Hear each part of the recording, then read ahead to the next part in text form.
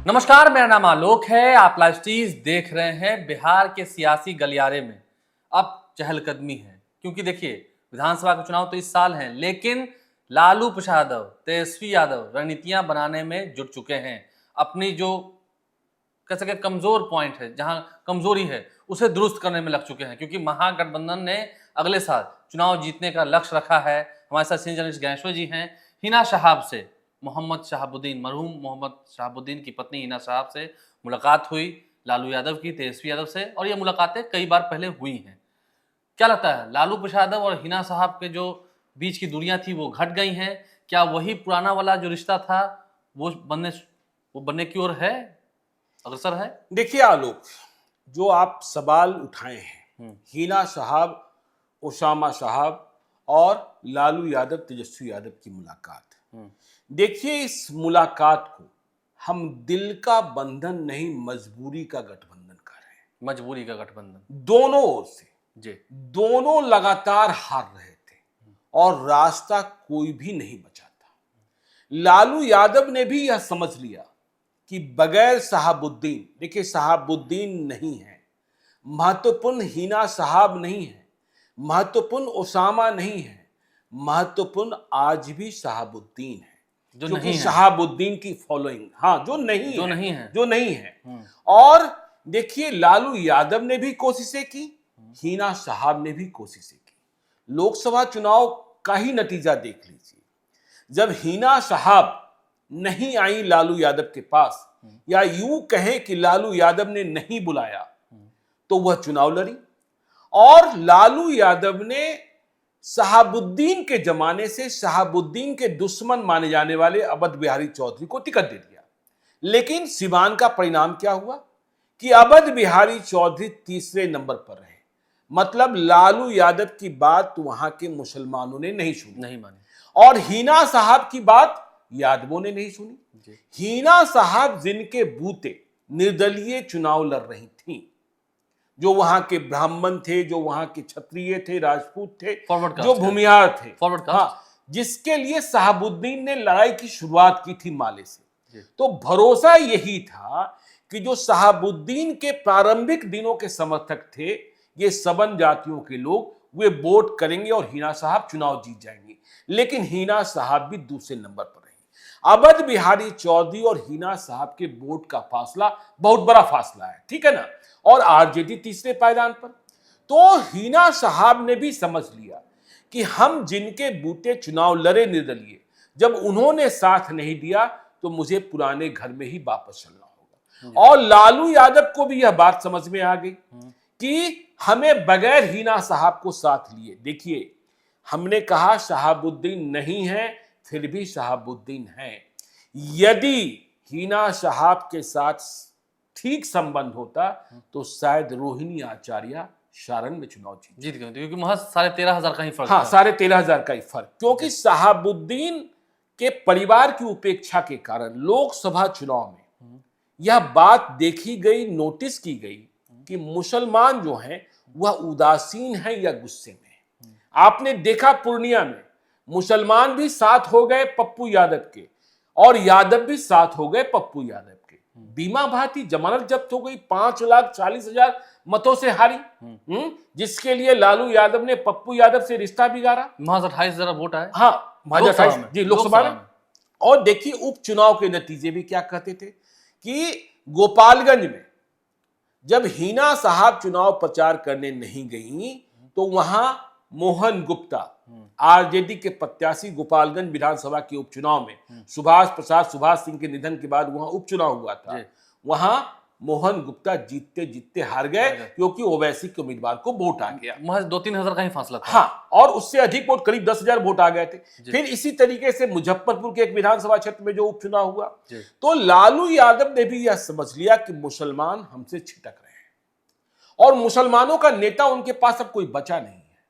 देखिए अब्दुल बारी सिद्दीकी रिटायरमेंट की ओर बढ़ चले हैं, अली अशरफ फातमी ने फिर वापसी की है, लेकिन उनकी उम्र क्या है, और बाकी जितने नेताओं का आप नाम लेंगे वे अभी मुसलमानों के सर्वग्राही नेता नहीं है, उनका एक्सेप्टेंस नहीं है। किसी एक व्यक्ति के हाँ, विशेष जिले में हो हाँ, सकता किसी है जिले में हो सकता है जी। तो शहाबुद्दीन के परिवार की उदासीनता लालू यादव को महंगी पड़ रही थी और लालू यादव से दूरी। देखिए, मैं प्रशांत किशोर से मिला था, प्रशांत किशोर कह रहे थे कि हिना साहब भी पप्पू यादव की तरह निर्दलीय चुनाव जीत जाते, लेकिन जैसे ही उन्होंने एक इंटरव्यू में यह कह दिया कि लालू यादव मेरे लिए गार्जियन की तरह है, जो इस मुलाकात में फिर से दोहराया गया है, वह लोकसभा का चुनाव हार गई थी। बस कि एक हाँ, बयान से, बस एक बयान से कि वहां के सवर्ण मतदाताओं को लग गया कि हिना साहब चुनाव जीतने के बाद लालू यादव मतलब आरजेडी को समर्थन देंगे, तो वहीं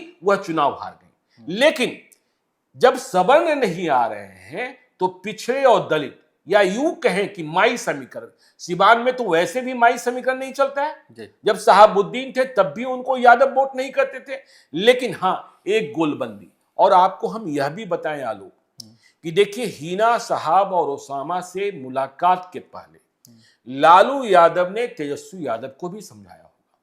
तेजस्वी यादव जिद्दी हैं, ठीक है ना। तेजस्वी यादव ही नहीं चाहते थे कि इस परिवार से कोई रिश्ता रहे। हाँ, क्योंकि गोपालगंज के उपचुनाव के समय देखिए किस बात पर कहां लड़ाई फंस गई थी कि शहाबुद्दीन का परिवार चाहता था कि प्रतापपुर आए तेजस्वी यादव गोपालगंज जाने के पहले और बातचीत करें, इसके बाद हिना साहब वहां चुनाव प्रचार करने को जाएंगे। देखिए, चुनाव में और चुनाव के लिए क्या क्या करना होता है यह किसी को सीखना चाहिए। आज की तारीख में तो अमित शाह से, वह कहां किससे मुलाकात कर लेंगे, कैसे मुलाकात कर लेंगे, बुलवा लेंगे, हाँ किसको बुलवा लेंगे, किसके यहां चले जाएंगे, तो वो मुलाकात। तो तेजस्वी यादव को भी लालू यादव ने समझाया होगा कि बेटा तुम्हें मुख्यमंत्री बनना है, अगर बनना है हाँ तो। और मेरी अंतिम इच्छा, मैं जीते जी तुम्हें मुख्यमंत्री के रूप में देखना चाहता हूं।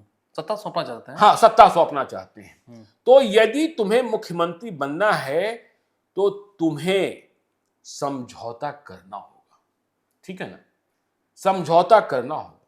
और यदि समझौता नहीं करोगे तो लक्ष्य हासिल नहीं कर हाँ, वो पेड़ पहले कट जाते हैं जो तने रहते हैं। हाँ ठीक है, पेड़ तने रहते हैं, हाँ, वो जल्दी कट जाते हैं। नहीं देखिए, और यदि आप देखिए पेड़ को झुकना भी पड़ता है, फल लगते हैं तो झुकता हाँ, है, झुकता है ना। तो तेजस्वी यादव को भी लालू, देखिए लालू यादव सच में चाणक्य हैं और लालू यादव घाघ नेता हैं। कब किसके सामने तन जाएंगे, कब किसके सामने झुक जाएंगे, यह बात जब उन्हें अपनी जरूरत होती है तो वे कुछ भी और कई भी कर सकते हैं। तो देखिए, यह हमने कहा कि दिल का बंधन नहीं मजबूरी का गठबंधन है, इसका फायदा मिलेगा। लेकिन मुसलमानों जिसकी हिस्सेदारी लालू यादव ने कम की है, उस पर भी लालू यादव को ध्यान देना होगा। और प्रशांत किशोर एक नई ताकत के रूप में उभर रहे हैं। यह दोनों जो एनडीए है और इंडिया ब्लॉक है, दोनों के लिए खतरे हैं। अब देखिए, इसी परिप्रेक्ष्य में हिना साहब से, ओसामा से बातचीत हुई, अब समझौते होंगे। देखिए, लोकसभा चुनाव अलग, विधानसभा चुनाव अलग। विधानसभा चुनाव में सिवान में बगैर शहाबुद्दीन के परिवार के समर्थन का कोई भी विधायक आरजेडी से चुनाव जीत सकता है क्या? इस बात को भी समझने की। अवध बिहारी चौधरी का क्या हाल हो जाएगा? नहीं, अवध बिहारी चौधरी हाँ उम्र के किस पड़ाव पर हैं, और देखिए वो शहरी विधानसभा क्षेत्र है, और क्या स्थिति और परिस्थिति बनती। अब देखिए आगे, लालू यादव इस अध्याय को पूरा करने के बाद इस पर भी विचार कर रहे होंगे कि क्या पप्पू यादव से भी समझौता किया जाए। देखिए, आपने हिना साहब से समझौता कर आपने मुसलमान वोटरों को संदेश देने की कोशिश की। हिना साहब तो चुनाव हार गई, लेकिन पप्पू यादव चुनाव जीत गए और आपको हराए, आपकी जमानत जब्त करा दी। और सिर्फ आप पूर्णिया नहीं हारे, पूर्णिया में सिर्फ जमानत जब्त नहीं हुई, बहुत बुरी हार मधेपुरा में हुई, सुपौल में हुई, अररिया में आप 20,000 वोट हाँ, मतलब जीतते जीतते हार गए। वहां भी बताइए, प्रदीप सिंह चुनाव जीत गए। और देखिए, लोकसभा चुनाव के नतीजों को आप ठीक से पढ़िएगा तो 30 सीटें तो एनडीए को आई, 9 सीटें इंडिया ब्लॉक को, 1 सीट पप्पू यादव को, 4 सीटों पर जीत मिली आरजेडी को। आप 4 सीटों का जो नतीजा है उसको पढ़ने की कोशिश कीजिए। औरंगाबाद में अभय कुशवाहा चुनाव जीत गए, जीत गए चित्तौड़गढ़ में। 1952 के बाद 1952 से ही वहां कोई गैर राजपूत नहीं जीता था। लेकिन इस बार सुशील कुमार सिंह के खिलाफ इतनी एंटी इनकम्बेंसी थी था और लालू यादव ने कुशवाहा वोट में जो सेंधमारी करने की कोशिश की थी वह उसमें सफल हुए। और इसलिए हम कह रहे हैं कि औरंगाबाद में सुशील कुमार सिंह के खिलाफ वोट और कुशवाहा मतों की गोलबंदी, कोई वहां आरजेडी को नहीं जिताना था।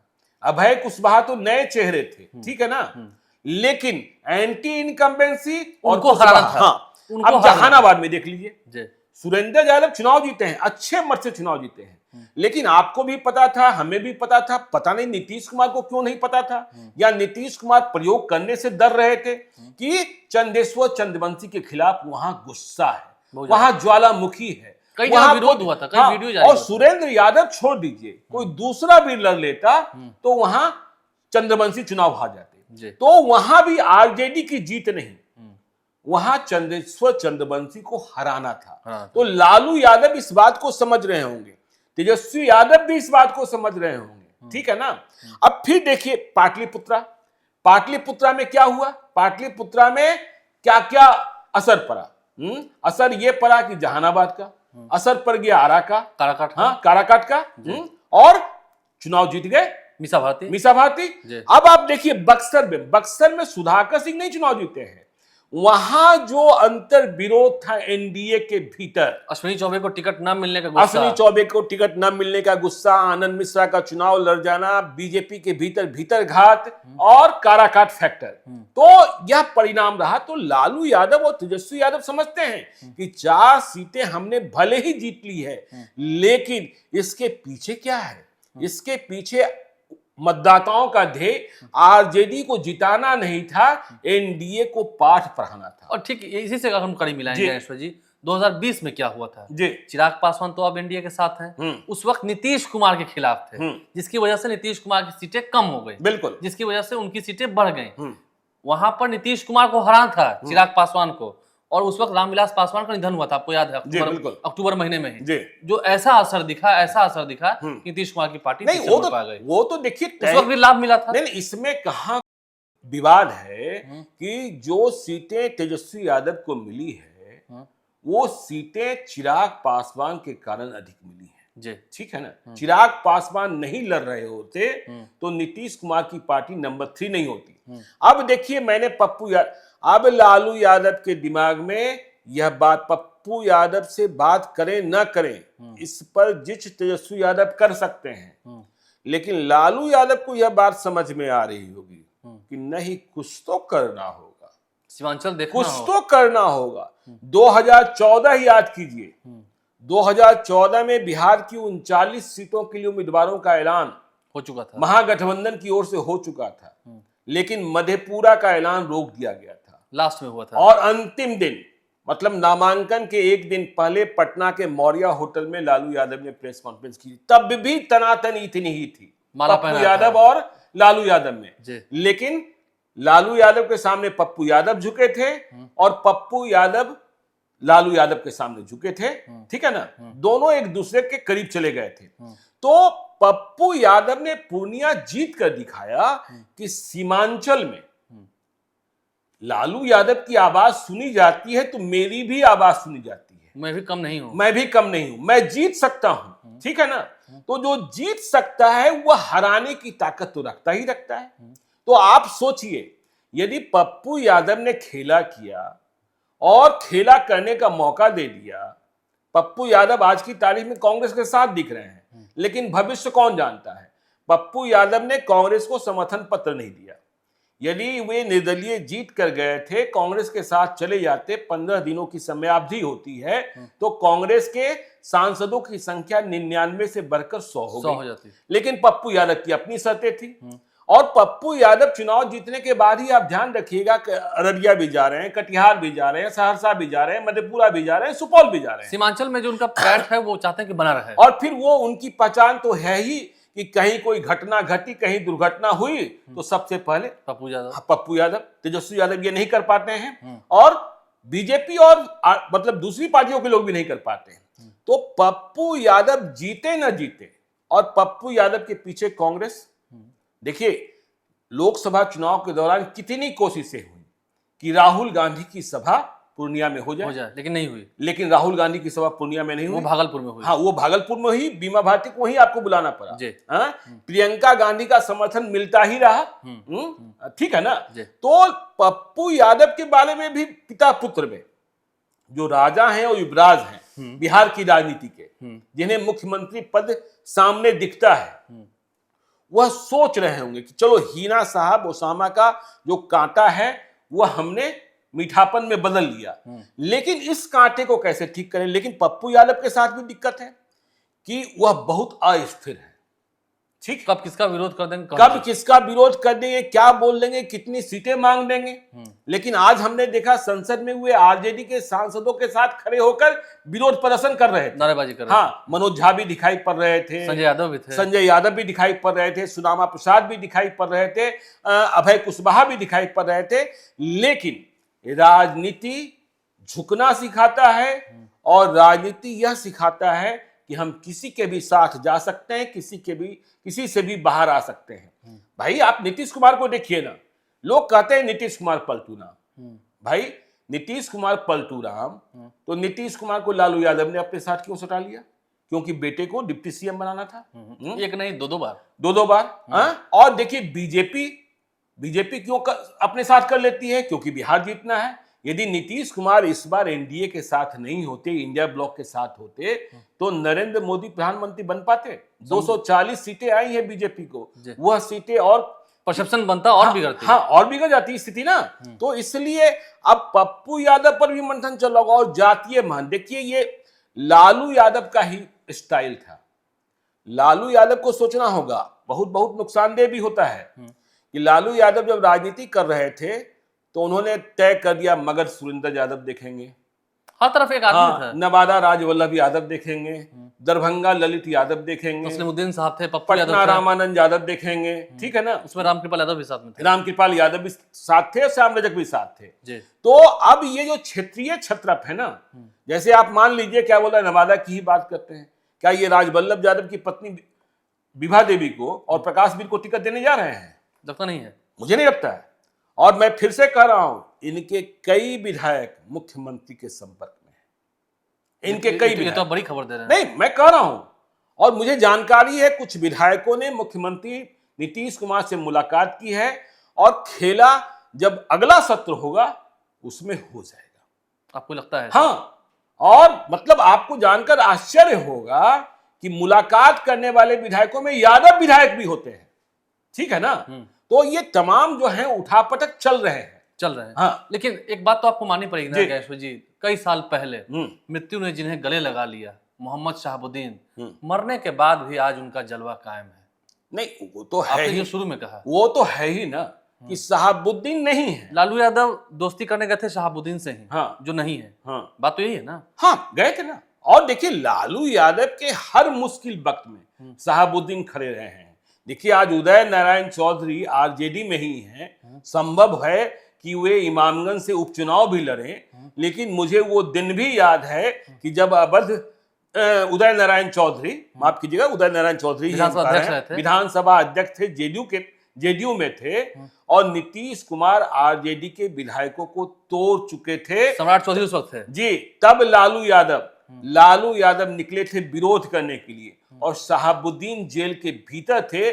जेल के भीतर से ऑपरेशन कर लालू यादव के कई विधायकों को टूटने से बचाया था, रोका गया। ये उस वक्त की खबर है। देखिए पुरानी बातें हैं, बात निकलेगी तो दूर तक जाएगी। गैश्वर जी हमारे साथ थे, कई खबरें इसने बताई हैं, कई लोग मिल रहे हैं, कौन है देखना होगा। लेकिन लालू प्रसाद आगे क्या रणनीति बनाएंगे, क्योंकि अगले साल चुनाव है, और चुनाव से पहले वो चाहते हैं सब कुछ ठीक कर लें, जैसे नीतीश कुमार कर रहे हैं। उपेंद्र कुशवाहा को राज्यसभा भिजवा दिया, भगवान सिंह कुशवाहा को बना दिया। चलिए ना, अभी आपके साथ किसी दिन बातचीत करेंगे ना, तो बिहार की राजनीति में और बिहार के शासन प्रशासन में रोलेक्स घड़ी को लेकर क्या चल रहा है उसकी भी चर्चा करेंगे। रोलेक्स घड़ी जानते हैं ना, बड़ी महंगी होती है।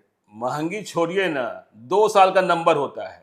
मतलब हमको अगर रोलेक्स घड़ी चाहिए तो आज अगर नंबर लगाएंगे तो 2000 हमको 26 में मिलेगा। 2026 में मिलेगा कि मिलेगा नहीं मिलेगा गारंटी नहीं है। 12 लाख इतनी महंगी हाँ 12 लाख रुपए से शुरुआत होती है। 12 लाख से 12 लाख रुपए से शुरुआत होती है। और ये घड़ियां किन के पास और क्या हुआ अचानक रात को, यह कहानी भी ये भी बताएंगे। बहरहाल आप लाइव स्ट्रीम से बन रहे हैं, हमारे चैनल को सब्सक्राइब कर लें, साथ साथ फेसबुक पेज भी लाइक करें। धन्यवाद।